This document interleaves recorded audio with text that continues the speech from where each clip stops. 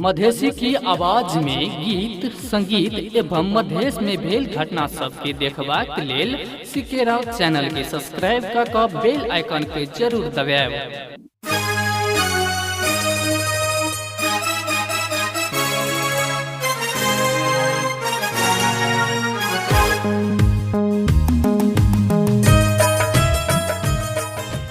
नगरपालिका और जी ward number 2 Tulsipur स्थित बनिया टोल के टोल कमेटी गठन कार्यक्रम के अध्यक्ष महोदय लगायत गाँवपालिका से आयल विभिन्न अतिथिगण और आज के कार्यक्रम में उपस्थित संपूर्ण महिला किसान बुद्धिजीवी समाजसेवी सबको में हम अपना व्यक्तिगत ओर से और सुखीपुर नगर पालिका की ओर से जय मधेश जय स्वराज के नारा से अपने सबके प्रणाम स्वागत और अभिनंदन करी छी।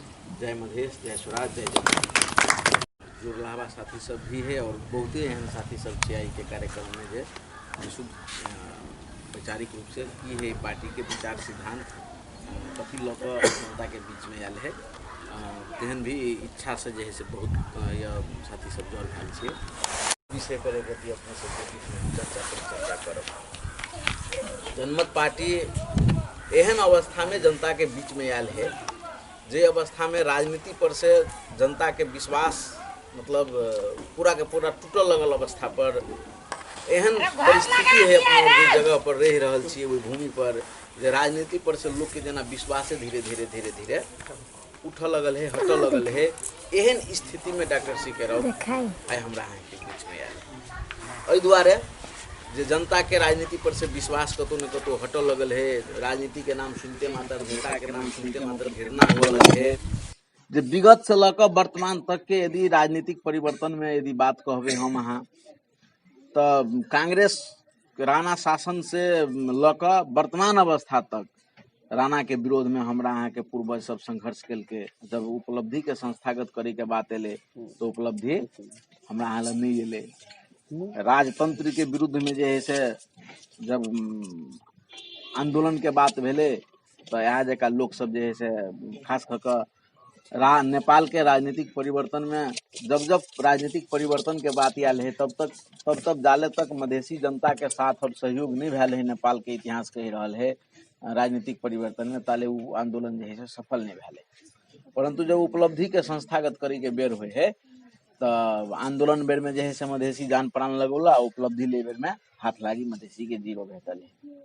अहाँ के एकर प्रत्यक्ष एकदम खास करके में युवा साथी सब बेसी छिए अखनो उपस्थित भेल एकरा खूब निमन जका के अपना बुझबे तो माओवादी जन विद्रोह 2052 साल से शुरू भेल है तो वही जगह से अपना खूब निमन जका के एकर बुझ सके छी जे माओवादी जन विद्रोह काल में एहन एहन मधेसी बेटा सब अपन जान के कुर्बानी दिल के जी जान के जे है से आँट क दिल के कखनो मरते तक ओकरा कोनो ठिकान नहीं रहे छले हरदम जखनो घर से निकल गेले तो कत ओकरा जे है से सेना जे भिड़ंत हेते या कत की हेते उ कफन बान्हे के घर से निकले छले यानी कि 24 घंटा उ एक हिसाब से जान के अपना हाथ में लऽ कऽ एते बड़का संघर्ष क के आए माओवादी लगायत जे है से विगत के जे भी पार्टी सब है या वर्तमान के जे भी पार्टी सब है जनता के जे सपना देखा कर संघर्ष के दौरान में जनता के बीच में एले जब वो आदमी जब जगह पर जाए है जनता ओकरा मैंडेट दे है और तब जगह पर जाकर जब जनता के साथ धोखा हुए है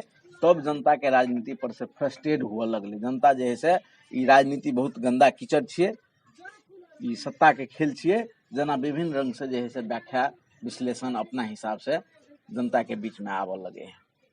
जैना अखनो अपना और न्यूज देखते हुए जे इंडिया में खास कर साधु संत पर आप लोग विश्वास नहीं करे हैं।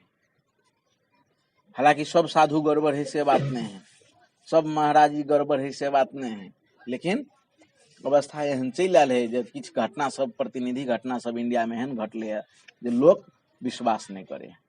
ठीक वहने जे है से मधेश में अखनो नेता पर जे है से जनता के विश्वासे उठ गया।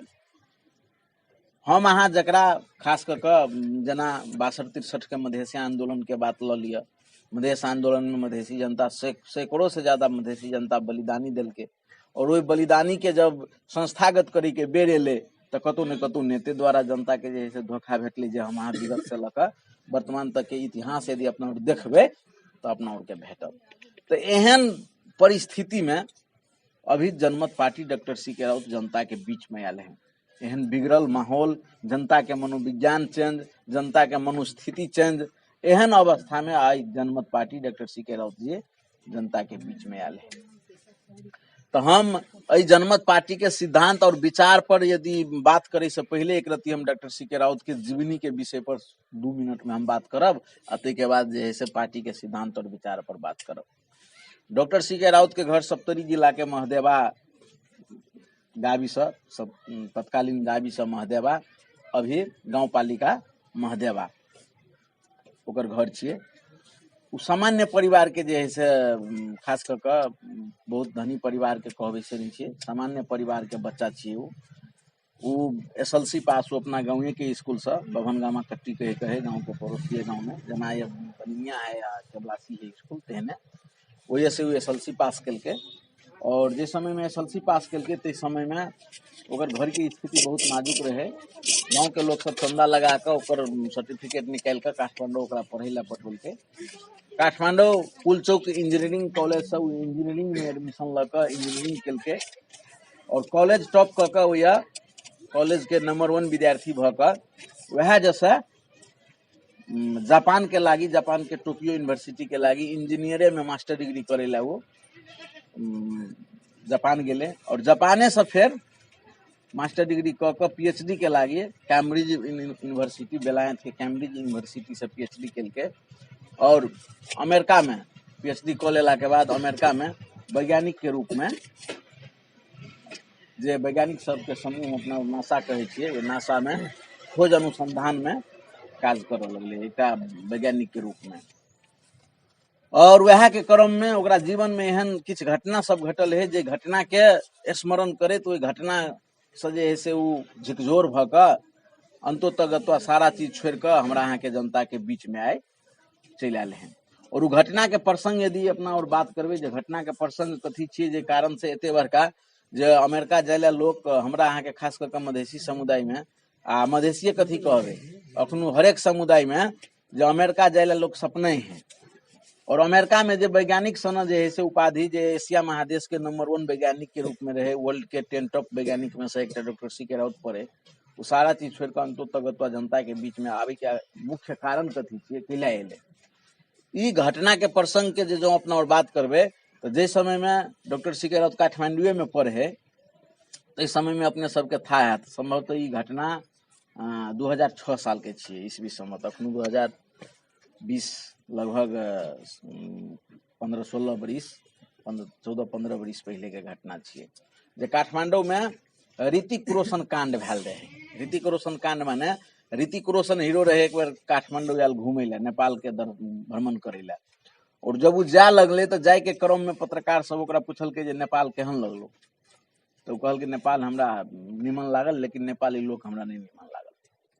और नेपाली लोग एहि दुआरे नहीं निमन लागल, वो अपना हिसाब से कहल के जे कोनो जे भ सके कोई ठेके लेने हेते या कुछो के नहीं हेते, अब घूमे के क्रम में 2 महीना 1 महीना रहले तो ओकरा हेते कतौ तकलीफ भेल।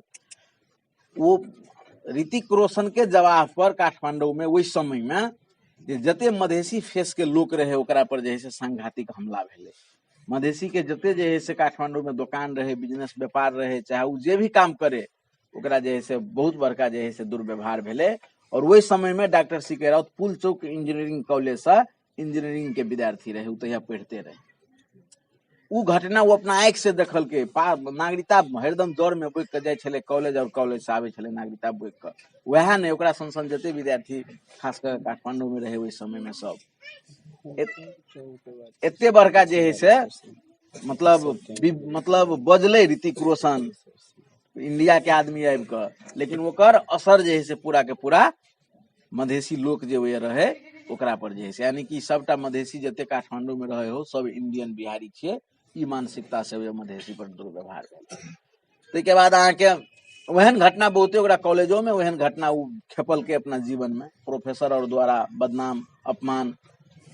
वह के क्रम में जब बेलायत के जे अमेरिका में जब जहिया वैज्ञानिक के रूप में काज करे, तो कोनो एक कार्यक्रम में जे है से जाय के बात भेले, ओहि कार्यक्रम में ओकरा जाय से वंचित के बात क देलके, नहीं जा देलके, जे तू खास क के जे जब आईडी या पासपोर्ट चेक क के भीतर छिरे के बात रहे, तो ओकरा नहीं छिड़ देलकै, और ओहि दुआरे नहीं छिड़ देलकै जे ओ ओकर आईडी पासपोर्ट कहि रहल जे ई नेपाल के छियै और नेपाली जकाँ ओकर फेस नहीं मिले। बहुत बड़का डिस्कस हो भेल है जे तू नेपाली नहीं छिही, तो कहे हम नेपाली छी, आईडी पासपोर्ट देखिए। आईडी पासपोर्ट से कहे जे नहीं मानबो, तुरंत कंप्यूटर में जे देखी नेपाली और केहन हुए है, तोहर देश के जे सरकार जे छियो से देखी नेपाली के परिचय कह के केहन केहन फोटो वाला लोग के में नेट में रखने हो। अखन को तो तहिया के बात कथी, अखन को अपना और नेट में यदि सर्च करबे नेपाली इमेज, यानी कि नेपाली सबके फोटो जो गूगल में रखने है, जो अंतर्राष्ट्रीय लोग के देखौने है जे नेपाली केहन हुए ओकर मुंह कान, तो एकोटा मधेसिया के मुंह कान वाला अभी भी अहाँ के गूगल में नहीं भेटत। यानी कि नेपाली के परिचय दुनिया में देखौने है जे वह ढाका टोपी दौरा सुरवाल वाला लोग, यानी कि पहाड़ी फिगर के जे भी लोग है वही फिगर के मात्र अभी भी अंतर्राष्ट्रीयकरण केने है जे नेपाली थी। तो वह समय में डॉक्टर सी.के. राउत के दिमाग पर बहुत बड़का असर पुगले जे एते बड़का वैज्ञानिक के उपाधि लेलो पर जे आदमी के जे पहचान जे हुए जे हम कत के नागरिक छिए, ई पहचान हमरा ल नहीं छिए। यानी कि हमरो अभी भी इंडियन के दृष्टिकोण से अंतर्राष्ट्रीय स्तर पर भी एते बड़का वैज्ञानिक भेला के बाद भी जे हमर अपन ओरिजिनल पहचान हमरा ल नहीं। और वही जगह पर ओकर दिमाग खुगले जब नेट में जब ओकर जे नेपाली इमेज सर्च कर दिलके, देखोलके जे देखी नेपाली सबके फोटो केहन हो। यदि तू नेपाली छी तो तोरा जका मुंह कान वाला लोग में जरूर रहते, कहाँ हो कोटा देखा। और वही जगह पर जाकर डॉक्टर सी.के. राउत के ब्रेन घूमले और वही से वो खोज अनुसंधान शुरू कर दिलके। और खोज अनुसंधान शुरू करे के क्रम में कता बेर बेलायत गेले, कता बेर इंडिया गेले, और वही जगह से बहुत बड़का खोज क एते मोट के एक किताब लिखल के, जे किताब के नाम छिए मधेश के इतिहास। और वही किताब से प्रमाणित कल के जे ने मधेसी लोग ने इंडियन छिए और ने जे है से उ नेपाली छिए, उ एहि धरती के धरती पुत्र छिए। और वो आय से नहीं हजारों हजार वर्ष पहले से ही हमरा अहाँ के पूर्वज सब भूमि पर रहत आयल है, और ओकर सखा संतान हम अहाँ छिए, जकर प्रमाणित रूप में ई किताब से जे है से प्रश्न केलके। और ई किताब लिखला के बाद नेपाल सरकार के चैलेंज केलके जे किताब में लिखल एक भी लाइन, जब डॉक्टर सी.के. राउत अमेरिका छोड़कर जब नेपाल एले, मधेश एले, तो वही समय में बहुत चर्चा परिचर्चा में रहे, पकड़ धकड़ के बात शुरू भेले। तो अपने सब सुनने हेबे एबीसी चैनल है, वो टेलीविजन चैनल छिए। एबीसी चैनल पर डॉक्टर साहब जब अंतर्वार्ता लेलके सुशील पांडे, तो वह अंतर्वार्ता में डॉक्टर साहब स्पष्ट भाषा में कहलके जे किताब में लिखल एक भी लाइन यदि गलत हेते तो हम अपन अभियान छोड़ कर फिर हम अमेरिका चल जेबे। वही के लागी हम नेपाल सरकार के हम आग्रह करे छिए जे नेपाल में एक से एक विद्वान है, एक से एक जे है से समाज शास्त्री सब है, इतिहासकार सब है, सबके टेबुल पर लावे और लाइव में जनता के बीच में जे है से सवाल जवाब हुए वो किताब के विषय पर, किताब में लिखल बात पर, और वही के डायरेक्ट जनता में प्रत्यक्ष प्रसारण हुए। एकोटा विद्वान नेपाल सरकार सार्वजनिक नहीं केलके और न एकोटा विद्वान एले। एहि दुआरे जो किताब में एक भी शब्द को तो कोनो जे है से गलत नहीं, जे सत्य है वह में लिखने है। बहुत खोज अनुसंधान का किताब तैयार किया गया। और तत्पश्चात जब सरकार जब वैचारिक रूप में डिबेट करेला नहीं बात केलके, तब डॉक्टर सी.के. राउत के अपने सब सुनने हेबे जो ओकर विचार के रोके के बात केलके, जब खुला रूप से जे है से एकर विचार के नहीं, तब घुमा के जे है से एकर बात के रोके पड़ते, जनता के बीच में एकरा नहीं जा दिए पड़ते। और अपने सब देखने हेबे जो 2068 साल से लेकर 2074 साल तक डॉक्टर सी.के. राउत के हरेक कार्यक्रम पर सरकार निगरानी रह के ओकरा जनता के बीच में जा ही नहीं दै छले। जनता के बीच में जहाँ जाय छले तो ओकरा पकड़ के जेल में ध दै छले, ओकरा पकड़ के थाना में ध दै छले। एना खुला रूप से एना कार्यक्रम नहीं कर दै छले। और 2074 साल फागुन 24 गते राज्य पक्ष द्वारा और गठबंधन द्वारा जे 11 बुंदे समझौता भेले, ओहि समझौता के तहत आज डॉक्टर सी.के. राउत अपने सब सुनने हेबे, देखने हेबे जे हरेक जगह पर खुला रूप से अपन विचार रखे है। ओकर कार्यकर्ता अखनो गांव-गांव में, टोल-टोल में जाकर पार्टी के विचार सिद्धांत, डॉक्टर सी.के. राउत के उद्देश्य जनता के बीच में रह कर अखनो अब सांगठनिक रूप से एक भ कर आगा बढ़े के बात आगा बढ़ा देने, जकर उदाहरण के रूप में अपना सब देखने हेबे जे खास कर पूर्व साल ठाक 1 वर्ष भ गेले जे यह महीना छिए 14 गते सुखीपुर में विशाल आम सभा रहे। ओहि के लगायत मझौरा में आम सभा रहे, सिरहा में आम सभा रहे, मिर्चैया में आम सभा रहे, और मधेश के हरेक जिला में डॉक्टर सी.के. राउत अपन विचार के जनता के बीच में राखे के अवसर पुल के वह 11 बुंदे समझौता के तहत। तो आइ आब हमरा अहाँ के बीच में जे एक नया विचार के लऽ कऽ जनमत पार्टी लऽ कऽ जे डॉक्टर साहब आयल है, तो पार्टी के सिद्धांत कथी है, विचार कथी है, ओहि पर हम अब एक रत्ती बात राखब। जनमत पार्टी अपना और के बीच में जे आयल है, पार्टी के मूल उद्देश्य ही छियै सामुदायिक स्वराज के स्थापना केना। सामुदायिक स्वराज के मतलब हुए है जे एहन शासन प्रशासन जे शासन प्रशासन में आम जनता के, जेना अपना सब आम जनता छियै ने, सर्वसाधारण जनता, तो आम जनता के ई महसूस हुए जे ई हमर अपन सरकार छियै, ई हमर अपन शासन छियै, ई हमर अपन प्रशासन छियै। आम जनता के भीतरी आत्मा से आबऽ पड़लै ई बात। तो आम जनता के भीतरी आत्मा से केना कहते जे हमर अपन शासन छियै, हमर अपन प्रशासन छियै। आम जनता के तो तब बुझेते जे हमर अपन शासन छियै, हमर अपन प्रशासन छियै, जब जनता के आवश्यकता पर काम हेतै, जनता के चाहना पर काम हेतै, जनता के एक आवश्यकता जे हेतै वही मैंडेट पर काम हेतै, तब मात्रे जनता के बुझेते जे हमर अपन सरकार छियै, हमर अपन शासन छियै। जेना एकरा उदाहरण के रूप में लिए ना, एकदम कोनो बहुते दूर जाए के बात नहीं है। हम अहाँ ये बहुत किसान वर्ग के लोग बैठल छियै, अहाँ के राज्य पक्ष द्वारा ने अहाँ के अखाड़ में खाद उपलब्ध करबैया, आ ने अखन भरखरे गहूम हम अहाँ बुनलियै, अभी भी यूरिया डीएपी नहीं भेट रहल है। तो राज्य द्वारा जे देश के अहाँ कर तिरे छियै, टैक्स तिरे छियै, राज्य द्वारा अहाँ के मल खाद उपलब्ध करबैया नहीं। और यदि हम अहाँ इंडिया से चोरा नुका कर लाबै छियै, तो राज्य द्वारा पुलिस प्रशासन द्वारा किसान पर दमन होय है, लाठीचार्ज होय है, खाद छीन कर खाद के नष्ट कयल जाय है। किसान के केना के बुझेते जे हमर अपन शासन छियै, हमर अपन प्रशासन छियै। जनता के बुझाई जे हमर अपन शासन छियै, हमर अपन प्रशासन छियै। तो हमर अपन शासन और अपन प्रशासन के बोध जनता के केना के हेतै, जब जनता के आवश्यकता पर काम हेतै। एका जनता के आवश्यकता कथी छियै, एका जनता के चाहना कथी छियै, जहिया वही चाहना और आवश्यकता पर काम हो लगते, तहिया सामुदायिक स्वराज चलि एलै समाज में, ई बात बुझा पड़तै। तो एहन जनता के आवश्यकता पर और जनता के चाहना पर काम केना के हेतै, तै के लागी जनमत पार्टी अपना और के बीच में 4 गो सिद्धांत लेलकै है। जे 4 गो सिद्धांत पर यदि राजनीतिक प्रक्रिया आगा बढ़ते, शासन प्रशासन आगा बढ़ते, तो जनता के बुझेतै जे हमर अपन शासन छियै, हमर अपन प्रशासन छियै। और उ 4टा सिद्धांत छियै जे अपने सब देख रहल छियै, जे जनसंप्रभुता, लोकतंत्र, सामाजिक न्याय और समाजवाद।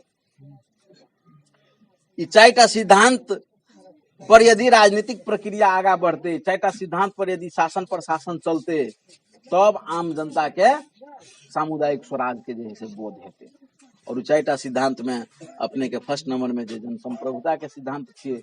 जनसंप्रभुता के मतलब होइ छै, जन माने जनता, संप्रभुता माने पावर, शक्ति। शक्ति कहल चीज जनता के हाथ में निहित हुआ पड़ते। अभी हालांकि वर्तमान के जे देश के जे संविधान है, ओहि संविधान में कहने है जे जनता सर्वोपरि है, परंतु जनता सर्वोपरि नहीं छियै। जब व्यवहार में हम अहाँ जाइ छियै तो जनता सर्वोपरि नहीं है, सर्वोपरि एक नेता छियै। वार्ड में यदि 2000 वोटर जनता हेतै, तो 2000 वोटर में हमरा बुझाय 20टा से बेसी नेता नहीं हेतै सब पार्टी मिला के, लेकिन ओहि 2000 जनता पर वह 20टा नेता शासन करे, राज करे। 20टा नेता के जना का मन हेतै, जहिना का मन हेतै, वहिना के जे है से गाँव के चलूते। 2000 जनता के आवश्यकता पर बात नहीं, जे 2000 जनता के आवश्यकता कथी है, ई बात बुझनाइ जरूरी है। तो एहन अवस्था में जनमत पार्टी कहल के जे नहीं, 20 आदमी के शासन प्रशासन पर नहीं, तमाम जनता जे कहते ते अनुसार जे है से शासन प्रशासन आगा बढ़ना चाहिए। वही के लागी जनसंप्रभुता के सिद्धांत आबो पड़ते। जनसंप्रभुता के सिद्धांत के मतलब होइ छै जनता के सर्वशक्तिमान बनबे पड़ते। अभी सर्वशक्तिमान जनता नहीं है, सर्वशक्तिमान नेता भ गेल है। जनता के सर्वशक्तिमान बनबे पड़ते, जनता के पावरफुल बनबे पड़ते, जनता के अधिकार संपन्न बनबे पड़ते। और जनता के पावरफुल बनबे के लागी कथी करे पड़ते, जना अपने सब देख रहल छियै, जनसंप्रभुता जे 1 नंबर में, तो अपने सब देख रहल छियै जे जनसंप्रभुता के मतलब छै जे जनता राज। जनता राज में जनता सर्वोपरि हुए है, जनता मालिक हुए है। अभी कथी के राज है, तो अभी नेता के राज है, कर्मचारी के राज है, लठैत के राज है। 10टा लाठी जकरा लहे अखन ओकरे राज छियै। 5टा नेता के जना के मन हेतै तेना के गाम के घुमा देते, अखन नेता के राज छियै। अहाँ ऑफिस में चल जाओ, कर्मचारी के राज है। अहाँ 3 दिना दौड़ैत रहू एक सामान्य काम के लागी, 10 दिना दौड़ू, अहाँ के काम नहीं हैत। एहन अवस्था में जनमत पार्टी कहल कि जनता के राज लाभ पड़ते, जे अपने सब देख रहे छे, जनता राज में जनता हुए है भगवान और नेता हुए है सर्वसाधारण। इनमें जे अपने सब देख रहे छे, 24 घंटा नेता के देखियो भगवान के चरण में नतमस्तक करे पड़े है। तो जनता राज लावे के लागी जनमत पार्टी कहल के जे लोकतंत्र के प्रयोग करे पड़ते। अभी के जो लोकतंत्र है, लोकतंत्र से जनता राज नहीं होते। अभी के लोकतंत्र नेता के मजबूत बनवे वाला लोकतंत्र है। अभी के एहन लोकतंत्र है अपना उड़ला, जे लोकतंत्र में तमाम जनता अपन हाथ काट कर नेता के दे है। अब जकर उदाहरण के रूप में हम अहाँ बुझू जे केना के अपना और अपन हाथ काट के जे है से नेता के किछ नेता के दे दै छियै, तकर उदाहरण के रूप में अपना उड़लिए जे विगत में जे अपना उड़ल जे चुनाव भेल रहे, चुनाव में अपना और की के लिए तो जनप्रतिनिधि ऐसे छनौट कर पठौलिए। चुनाव के समय में अपने सब देखने हेबे और भोगने हेबे जे चुनाव के समय में जनता रहे है जनार्दन, जनता रहे है भगवान, जनता रहे है ईश्वर। चुनाव के समय में नेता जखन के दक टहलते तो अहाँ खेत में काम करू, गली में छी, घर में छी, दलान में छी, खरिहान में छी, कथी करे छी से मतलब नहीं है। जते अहाँ के भेटत चौक चौराहा ओते अहाँ के पैर पकड़त जे एहि बेर हमरा वोट दिए पड़ते, एहि बेर हमर सरकार बनबे पड़ते। और जब अहाँ वोट दो दे छिए बूथ पर जाकर, के बाद 5 साल के लागी अब अहाँ गुलाम भ गेलिए, 5 साल के लागी अब अहाँ निरीह भ गेलिए, 5 साल अब अहाँ अपना मुंह पर टेप साट लिया, 5 साल अब अहाँ किछ नहीं बोल सकै छिए। 5 साल अब नेता के जे मन हेते अपना ओहिना करते। अय का जनता के आवश्यकता हेते किछ और काम करते किछ। अय का जनता के आवश्यकता हेते जे का शिक्षा जे बिगड़ गेले, शिक्षा के ठीक करे पड़ते। का जनता के आवश्यकता हेते जे घर घर में एक रोजगारी दिए पड़ते। जे सऊदी मलेशिया दुबई कतार का बेटा जे है और बक्सा में बंद भके जे आवे है, ओकरा रोके के लागी यह जगह पर रोजगारी के सृजना केना के हेते। का जनता के आवश्यकता हेते जे सामान्य एक महिला के प्रसूति करबे पड़े है, बच्चा जन्मावे के जो बात हुए है, तो हरेक घर के ई समस्या है जे सामान्य बच्चा जन्मावे ला अखनो हमरा अहाँ के धरान और विराटनगर जा पड़े है और उनमें लाखों लाख मार में जनता पड़ रहा है। यदि यह जगह पर कोनो बजट नहीं है से बात नहीं है, यह जगह पर यदि एक ओहन हॉस्पिटल बनबे जे 1000-1500 में बच्चा जन्मावे वाला डिलीवरी करवे वाला जे बात हुए तो हजारों हजार जनता के जे है लाभ हेते।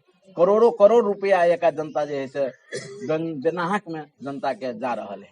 और ये बच्चा जन्मे वाला जे बात छी से कोनो धनिके के घर में हुए से बात नहीं, ये आम जनता के सबके घर में वो प्रवृत्ति है, सब दिन ही होते रहते। तो अय का जनता के आवश्यकता है किछ और काम हुए है किछ पर। तो एहन अवस्था में तो फिर ओना के काम केना के हुए है। तो अहाँ तो ओकरा हाथ काट के अपन दे दिलिए 5 बरिस के लागी। अखनो अहाँ जाओ जकरा अहाँ मत द के पठौलिए, जकरा जितबे ला दिन रात एक कर दिलिए, आ ओइ नेता के जाके अहाँ कहियो जे हमरा गांव के लागी कनी ई योजना दह, चाहे हमरा गांव के लागी एका विद्यार्थी सब पूरा गड़बड़ा गेले, शिक्षा केना के ठीक हेते एहि पर कनी काम कर दह, चाहे हमरा एका जनता के आवश्यकता है ई चीज पर कनी काम देख केना हेते। तो वहाँ के बात सुने ला तैयार नहीं है, सुनबो नहीं कर। और बेसी यदि कहबे अहाँ तो अहाँ के इहो कह देत जे जाओ जाओ अहाँ के जे मन हेते कर, 5 बरिस हमरा अपना जे मन हेते ते नहीं करबे, जहाँ मन हेते सएह करबे।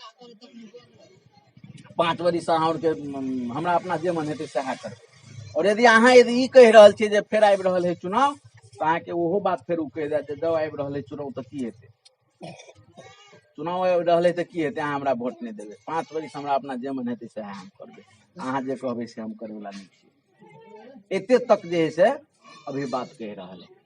तो एहन अवस्था में जनमत पार्टी कहल के जे नहीं, जनता जे अपन हाथ काट के दो दे है, वो हाथ काट के नहीं दिए पड़ते जनता के, लोकतंत्र में सुधार लावे पड़ते।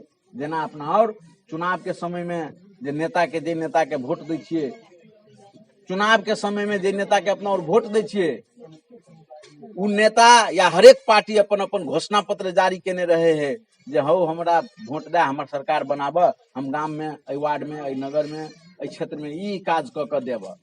जनमत पार्टी कह रहा है जे वही के आधार पर यदि काम केलकै तो ठीके है, यदि वही के आधार पर यदि काज नहीं केलकै, जनता के वोट लके चल गेले, नातावाद में, कृपावाद में, व्यक्तिवाद में, भ्रष्टाचारी में जब फंस गेले उ नेता, तो 5 बरिस ओकरा कुर्सी पर नहीं रह दिए पड़ते।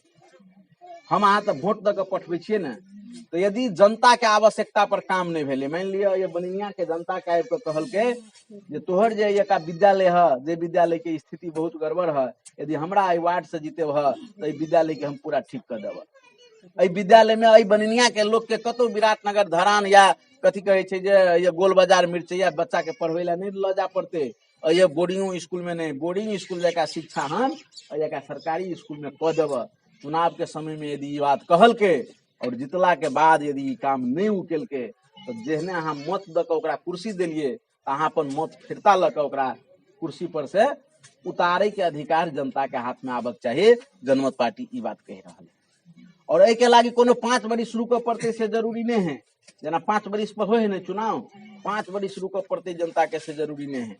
जनता के यदि फर्स्ट पहिलुकबे बरिस में बुझा गेले जे नेता के चुनाव जिता के पठौलिए समाज के विकास करेला, समाज के समृद्धि करेला, जनता के जे आवश्यकता है पर काज करेला, परंतु इसे नहीं कह के अपन नातावाद में, कृपावाद में, भ्रष्टाचारी में केना के जे है से लूट के खेते, तई में यदि फंस गेले, जनता के छोड़ दिलके तो अहाँ अपन दलहा मत ओकरा से फिरता ल के ओकरा कुर्सी पर से नीचा उतारे के व्यवस्था जनता के हाथ में आबक चाहिए। ई बात कह रहा है जनता पार्टी।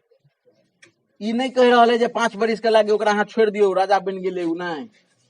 जनता के हाथ में जे जनता ला अधिकार है अहाँ के द के आगाड़ी बढ़वे के, तो वह जनता के हाथ में अधिकार आबक चाहिए जे यदि जनता के आवश्यकता पर काम नहीं केलके तो नीचा उतारे के।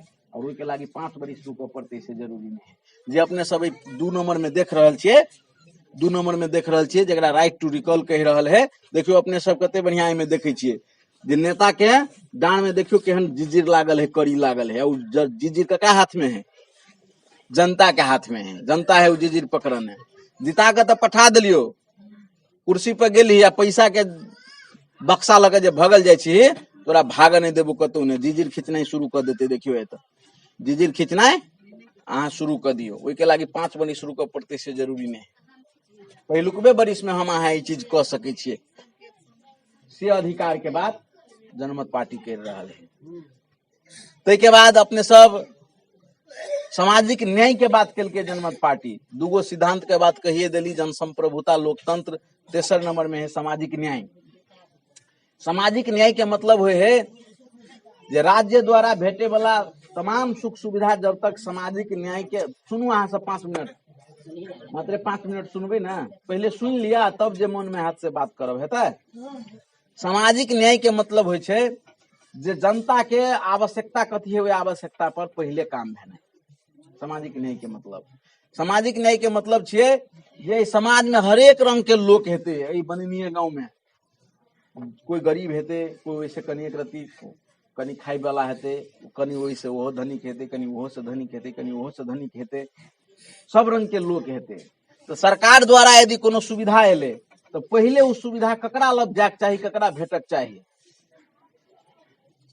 सरकार द्वारा जे भी सुविधा एले तो पहले सबसे पहले जकरा कतई किछ नहीं, जे सबसे निचका वर्ग के जे लोग है सबसे पहले ओकरा लग जाक चाहिए। सामाजिक न्याय के सिद्धांत से कहे। और तै के बाद जब ओकर आवश्यकता पूरा भ गेले तब ओइसे ऊपर का आदमी लग जाक चाहिए, तब ओइसे ऊपर का आदमी लग जाक चाहिए, तब ओइसे ऊपर का आदमी लग जाक चाहिए। एकटा सामान्य बात कहलिए, ई बात हरेक चीज में लागू हेते। तै दुआरे तो सब दिना तो एहन अवस्था हमरा अहाँ के समाज में, राजनीति में चलि आयल है।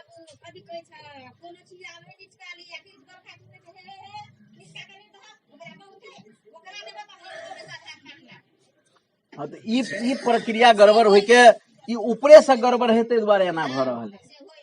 तै दुआरे ई बात के अपना और के बुझ पड़ते जे हमरा सब वह बात कह रहल छियै जे राज्य द्वारा भेटे वाला सुविधा। अहाँ सब 5 मिनट नहीं गप करू ना, सुनू ना, सुनबे तब बुझबे बहुत बात। वितरण हेते तब तक जे है से गरीब आदमी सब दिना गरीब होइत जेते और धनिक आदमी सब दिना धनिक होइत जेते। एहि के आधार पर वितरण हुआ पड़ते जे ककर कथी आवश्यकता है, तै के आधार पर वितरण हुआ पड़ते। जेना अहाँ के हम एकटा एहिमे देखियो उदाहरण दै छी, जे 8 नंबर फिगर में अपने सब देखियो एतऽ 8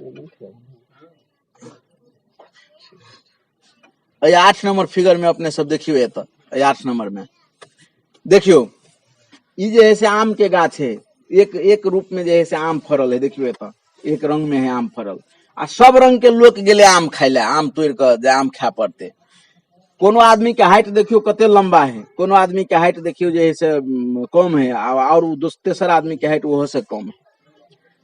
तो आम जकर गाछी है से आदमी कथी व्यवस्था क देने है जे जकरा जे आदमी बहुत नमहर है तो ओकरा एकेटा ईंटा है तर में ध देने तो आम पकड़ लेने है, आम तोड़ के खा लेलके। ओहो से जे आदमी के हाइट कनी कम है तो वही आदमी के नीचा में दूगो ईंटा ध देने है तो वो आम तोड़ के खा लेलके। तेसर नंबर में देखियो जे 3 गो ईंटा ध देने हैं। इहो जगह पर यदि अपना और बात करबे एहने गाछ रहे तो इमे तो सब रंग के लोग छिए, जे बहुत कोई के हाइट कनी कम है, बहुत कोई के कनी ऊपर है, बहुत कोई के कनी और वो से ऊपर है। तो जे आदमी के अपने हाइट है, जे आदमी के अपने ऊंचाई है लंबा, से आदमी तो अपने वही तोड़ के खा लेते। लेकिन जकरा नहीं है तकरा तो नीचा में तो ईंटा दिए पड़ते। ये आम के उदाहरण एक उदाहरण भेले। समाज में हरेक रंग के बात छिए, जकरा ला ऑलरेडी सब कुछ है। मान लिया जना एक हम उदाहरण दै छी, हमरे गांव हमर केवलासी घर है, हम केवलासी के उदाहरण दै छी। ऐसे पहले जे रामचंद्र यादव छले क्षेत्र से जीतल तो संसदीय कोष से छले दलित सबके लागी जे है से घर देना, 2 कोठली के घर बना कर दे के बात रहे के। तो देखो पद दैला दल के दलिते के घर, उसमें दोसर जाति के दल के से बात नहीं है। लेकिन दलिते में कौन दलित के दल के से हम कहे चलू केवलासी हम देखा जाब, केवलासी में है उदाहरण। दैला दल के दलिते के, लेकिन कौन दलित के दल के, जे दलित के ऑलरेडी पहले कोठा के घर है, जे दलित के ऑलरेडी चौरी में 2 बीघा खेत है, जे दलित के बेटा ऑलरेडी नौकरी करे है, तो दलित के जे है से घर भेटले। लेकिन वही दलित के घर नहीं भेटले जकरा कते किछ नहीं, जे 365 दिन मजदूरी करके खाए। वही दलित के घर नहीं भेटले जे दलित के घर वाला अल्प आयु में मर गया है, 2 गो बच्चा है, एगो बच्चा अपांग है, एगो बच्चा ठीक है, वो दोनों बेटी है, 365 दिन मजदूरी करके खाए है, ओकरा नहीं घर भेटले। ओकरा घर के आगे में है फिर घर भेटल। एहन उदाहरण है भैया जे ओकरा घर के आगे में है फिर ओकरा एहन आदमी के घर भेटल जे ओकरा ऑलरेडी एहने जे है से मकान है, खेत चोरी में 2 बीघा खेत, वही आदमी के घर भेटल। तो जनमत पार्टी कह रहल है कि जब तक सामाजिक न्याय के सिद्धांत पर जे है से राज्य द्वारा भेटे वाला सुविधा नहीं होते तब तक गरीब मजदूर किसान के जीवन में कोई बदलाव नहीं। पहले आवश्यकता ककरा है, पहले आवश्यकता जकरा नहीं है कुछ वही घर के आवश्यकता ओकरा छले। तो ई सामाजिक न्याय के आधार पर जे है से राज्य द्वारा भेटे वाला हरेक सुविधा जनता के हाथ में आबक चाहिए।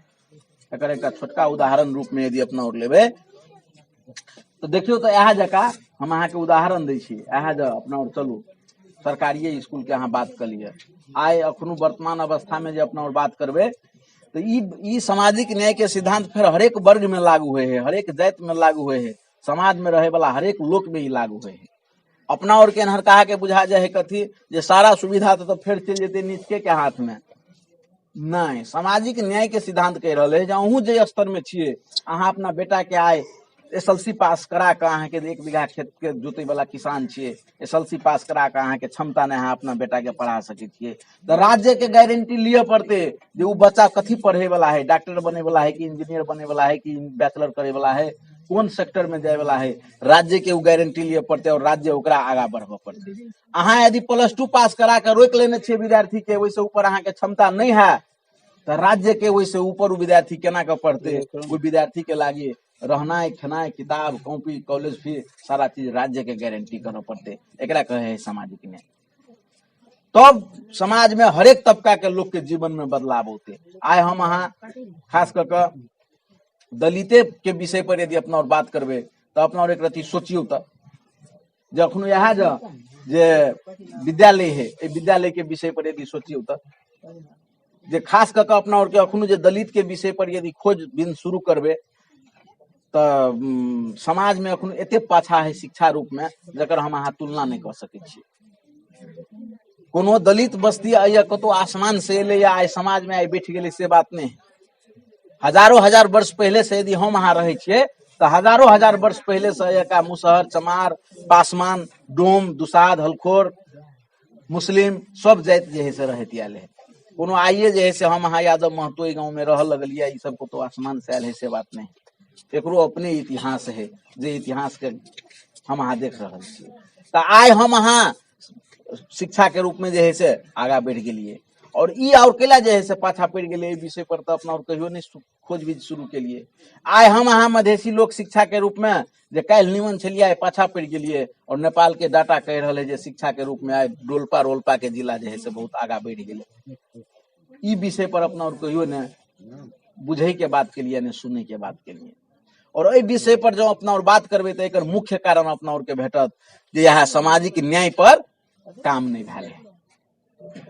सामाजिक न्याय पर काम नहीं भेल है। यदि सामाजिक न्याय के सिद्धांत पर काम भेल रहते तो आई गरीबों के बेटा के जे है से शिक्षा में जे है से आगा रहते। और उ नहीं होय के आई दलित के सबसे बड़का विडम्बना, दलित के जे है से सब पार्टी अपन वोट बैंक बनबे है। परंतु हम अहाँ इतिहास देख रहे छे जे दलित के जीवन में कोई बदलाव नहीं। विगत से लेकर वर्तमान तक दलित जे ये बस्ती है, वो दलित बस्ती हर एक पार्टी के वोट बैंक रहे है। परंतु ओकरा जीवन में चुनाव भ गेला के बाद कोई बदलाव नहीं। ओकरा जीवन में बदलाव लबे के लागी जनमत पार्टी नया योजना के कंप्लीट बात केलकै। जेना शिक्षा के बात करबे अपना और जे हम अहाँ देखे छियै जे दलित में खास करके दलित समुदाय में देखने हेबे जे 5 क्लास तक पढ़े है के बाद विद्यार्थी स्कूले जेनाइ छोड़ दे। हम अहाँ कहियो पता नहीं लगलिए जे आखिर विद्यार्थी 5 क्लास तक पढ़ के केला छोड़ दे। दलित के बच्चा 5 क्लास से लेकर 7 क्लास 8 क्लास घींच तीर के 10 क्लास तक कोनो विद्यार्थी रहे है, घींच तीर के गल केला पढ़ाई छोड़ दे। ए पर अपना और जे है से नहीं खोज के लिए। चाहे अहीं के समुदाय में बहुते एहन बच्चा हेते जे पढ़े में तीक्ष्ण बुद्धि हेते आ 10 क्लास से ऊपर नहीं जा सके है, पासपोर्ट बना के विदेश जा पड़े। कथी कारण है? एकर कारण है जे पढ़ाई में जे लगानी लगते उ लगानी जोग्य के जे है से वही गार्जियन ला आर्थिक नहीं। और वही कारण से निमन निमन विद्यार्थी जे कुछ समाज में देश के एक कर्णधार बन सके या उ विद्यार्थी के आए सऊदी मलेशिया दुबई कतार में लेबर कुली के काम में जा पड़े। तो एकर केना के ठीक करबे? एकरा ठीक करे के लागी जनमत पार्टी स्पष्ट धारणा लोलके है जे सामाजिक न्याय के सिद्धांत पर काम के आगा बढ़बा पड़ते। जना एकर उदाहरण हम दै छी जे शिक्षा में जना मान लिया अपना और खोज अनुसंधान के लिए जे दलित बच्चा सब 5 क्लास तक पढ़ कर पढ़ाई छोड़ दे, तो वो बच्चा केना के एसएलसी तक पढ़ते तै के लागी योजना लाबे पड़ते। और केहन योजना लाबे पड़ते? जनमत पार्टी एकदम स्पष्ट अपना घोषणा पत्र में जारी केलके है जे वही के लागी अहाँ जब बुझ गेलिए जे का विद्यार्थी 5 क्लास से पढ़ाई छोड़ रहा है तो पहले ओकर कारण पता लगाओ जे 5 क्लास से कैला विद्यार्थी पढ़ाई छोड़ रहा है। अहाँ 100 कारण अहाँ के भेटत, जेमे से प्रमुख कारण अहाँ के भेटत जे सबसे बड़का गरीबी, आर्थिक के जे है से कमी। जे 5 क्लास तक पढ़ला बाप मतर गेल मजदूरी करेला तो बापे मतर लागल बच्चों चल गया। और 2 दिन 4 दिन 10 दिन गेल 500 रुपया बाप माँ के भेटे है तो 500 रुपया बच्चों के भेटे है। और जखन के 2 महीना 4 महीना बाप मतारी जे मजदूरी करेला जा लगते तो स्वाभाविक बात है जे ओकर पढ़ाई लिखाई छूट जेते, विद्यालय ओकर छूट जेते। तो 5 क्लास से ओकर वह जैसे जे है से ब्लॉक भ गेले शिक्षा। तो एहन अवस्था में जनमत पार्टी कहल के और लोने है अपन नीति शिक्षा नीति में जे एहन अवस्था में जे 500 रुपया जे मजदूरी करेला जाए है बाप मतेरा ओहि में बच्चा के भेटे है मजदूरी के हिसाब से। अहाँ ओहन घर छुटियाओ जे कौन कौन घर के बच्चा एहन अवस्था में है, कौन कौन घर के, चाहे वो दलित हो चाहे नंदलित हो, कोनो जाति हो से मतलब नहीं है, कौन कौन घर एहन है जे घर के बच्चा गरीबी के कारण से 5 क्लास में जाकर पढ़ाई छोड़ दे बाप मतेरा जे मजदूरी करे लगे। यदि गाँव में 100 घर वहन भेटले 100 बच्चा भेटले, वही 100 बच्चा के यहाँ स्कूल में 500 रुपया भत्ता निर्धारण कर दियो। जते दिना विद्यार्थी के स्कूल में हाजिरी रहते तते 500 ओकरा भेटते। यदि 100 हाजिरी केलके तो 100 गुने जे है से 500 क ओकर जते हिसाब बनते 50,000 60,000 लाख रुपया। एके बेर अहाँ बैसाख से लक जब चैत में अहाँ अंतिम परीक्षा ले छिए तो वही चैत में जे है से विद्यार्थी के घर में ओते रुपया भुगतानी चल जाए चाहिए। चाहे अहाँ महीने में 30 गुने मान लिया 30 के 30 दिन तो पढ़ाई नहीं हुए है, 100 दिन कट ऑफ हुए है तो 25 दिन यदि क्लास गए है वो बच्चा तो 25 गुने 500 क 20 गुने 500 क जे विद्यार्थी जते दिन स्कूल गए है ओकरा स्कूल में 500 रुपया भत्ता निर्धारण हो चाहिए। और 500 रुपया द्वारे वो बच्चा के भत्ता निर्धारण हो चाहिए जो पैसा के कारण से गरीबी के कारण से जो दोसर में काम करेला जाए है वो बच्चा तब दोसर में काम करेला नहीं जेते। स्कूल में ओकरा पढ़ाइयो भेटते और 500 रुपया ओकरा भत्तो भेटते। और जखन के ई भत्ता अहाँ निर्धारण करै छियै तो एकदम क्लियर हमरा अहाँके बुझऽ पड़तै जे कोनो एहन माय बाप नहीं हेतै जकर माय बाप कहतै जे बोलू स्कूल नहीं जुआ चल हमरा जरे काम करै ला। ताहि दुआरे जे काम कऽ के जे ओकरा जाला भेटतै मजदूरी भेटतै ओ मजदूरी ओकरा स्कूल में भेटतै, ओकरा नहीं जाय पड़तै काम करे ला ककरो खेत में। और ई व्यवस्था जखन के हम अहाँ मानू लोलिए तो एसएलसी तक हम अहाँ बच्चा के पढ़ा देलिए, एसएलसी तक बच्चा चलि एलै। ताहि के बाद आब केना हेतै? ताहि के बाद के भी व्यवस्था के बात केलकै शिक्षा नीति में जे ताहि के बाद ओहि बच्चा के कोन लेवल के पढ़े के क्षमता है, योग्यता है, कोनहर में उ जाय ला चाहे, वहन घर परिवार के लागी, वहन विद्यार्थी के लागी सरकार के गारंटी लिए पड़ते जे ई बच्चा कथी पढ़े वाला है, डॉक्टर बने वाला है कि मास्टर बने वाला है कि इंजीनियर बने वाला है, ओवरसियर बने वाला है। उ जिस सेक्टर में वो बच्चा जाय ला चाहते वही सेक्टर के वही बच्चा के रहनाय खेनाय किताब कॉपी लत्ता कपड़ा सारा चीज राज्य के सरकार के जिम्मा लिए पड़ते। तो मात्र एक गरीबों के बेटा, एक दलितों के बेटा, एक मुसलमानों के बेटा जो समाज में सबसे पाछा पड़ल लोग है, जरा चौरी में एको कट्ठा खेत नहीं है, ओकरो बेटा तब इंजीनियर बनते और इंजीनियर कहते, तब मात्र समाज में हरेक लोग के जे है से जीवन शैली में बदलाव के बात होती। नहीं तो जकरा ल पूंजी है तकर बेटा जे है से आगा बढ़ते, जकरा ल पूंजी नहीं है कते किछ नहीं है उ जेहने उ जन्मल है ओहिना उ मरते, ओकरा जीवन में कोई बदलाव नहीं होते। ओकरा जीवन में बदलाव के लागी जनमत पार्टी सामाजिक न्याय के बात केलकै जे एहि आधार पर राज्य द्वारा भेटे वाला हरेक सुविधा जनता के हाथ में एना का आबक चाही। एह समाज में हेते कोई ये खाई ला नहीं जकरा पुगे है तो ककरो खाई ला पुगे है तो वो एसएलसी तक पढ़ा के विद्यार्थी के छोड़ देने है, उ विद्यार्थी केना का आगा में जेते, ई व्यवस्था के बात केलकै जनमत पार्टी। ताहि के बाद समाजवाद एक अंतिम सिद्धांत छियै। समाजवाद, समाजवाद के मतलब छियै जे हरेक जनता के गाछ बास कपास शिक्षा स्वास्थ्य और रोजगारी के पूर्ण गारंटी करे के बाद खाना के बाद समाजवाद हरेक पार्टी लोने है अपन सिद्धांत में, कांग्रेसों के है कम्युनिस्टों के है, अभी दूगो पार्टी एक भगत तो समाजवादी पार्टी भग गई है, परंतु समाजवाद के 100 ने व्यवहार में लोने है। समाजवाद के मतलब छे गाछ के मतलब भेले खाना, बांस के मतलब भेले घर और कपास के मतलब भेले कपड़ा।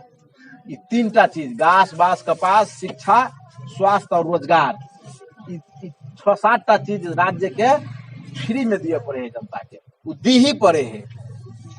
अभी हमरा अहाँ के सरकार यदि विगत से बात करबे तो अखन तक में खाइला कोनो सरकार ने दिल के अपना के, कोनो सरकार दिल के खाइला कपड़ा कोनो सरकार ने हमरा अहाँ के द रहल है, घर कोनो सरकार ने दे। ई तीनटा चीज अपना और अपने पूरा कर लै छियै।